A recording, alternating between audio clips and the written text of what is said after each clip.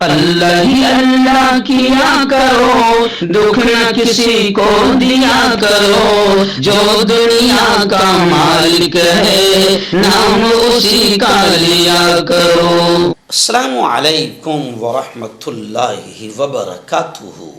ناظرین، استقبال ہے، سواگت ہے آپ کا viral news live studio Jalgaon Maharashtra India میں۔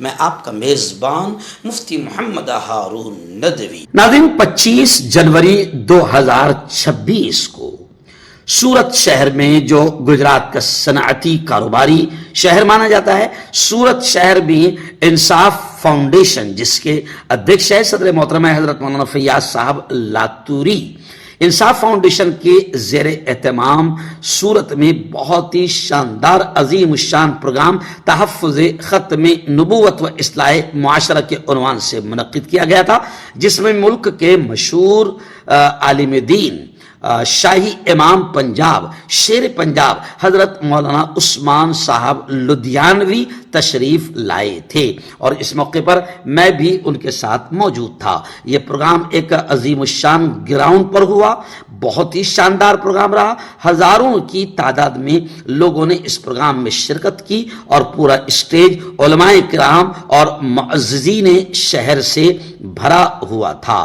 یہ پروگرام بے انتہا کامیاب رہا۔ اس پروگرام میں حضرت مولانا عثمان صاحب لدھیانوی نے تقریباً 1.5 گھنٹہ تفصیلی خطاب کرتے ہوئے امت کو پیغام دیا کہ سیرت نبوی صلی اللہ علیہ وسلم کو پڑھو، پیارے نبی کی پیاری پیاری زندگی، پیاری پیاری تعلیمات کو سمجھو، اور پریکٹیکلی عملی طور پر اسے اپنی زندگی میں شامل کرو، پھر دیکھو کیسے حالات اللہ بدلے گا۔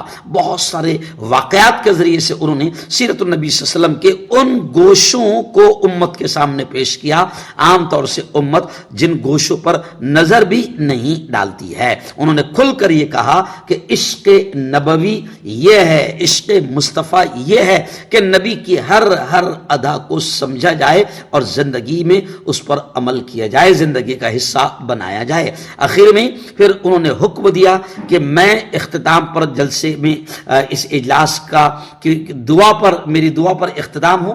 آخر میں نے دعا کی اور یہ شاندار پروگرام ختم ہوا۔ انصاف فاؤنڈیشن مولانا فیاض صاحب لاتوری اور ان کی پوری ٹیم کو لوگوں نے خوب دعائیں دی ایک کامیاب پروگرام کے منعقد کرنے پر۔ صلی اللہ علیہ وسلم، صلی اللہ علیہ وسلم، صلی اللہ علیہ وسلم، کہ وہ لاکھوں سلام اس آقا پر، ظلم لاکھوں جس نے توڑ دیے، دنیا کو دیا پیغام سکون، طوفانوں کے رخ موڑ دیے۔ اس محسن عالم نے دنیا میں کیا کہنا دیا انسانوں کو، دستور دیا، منشور دیا، نہیں راہے مکہ مکرمہ میں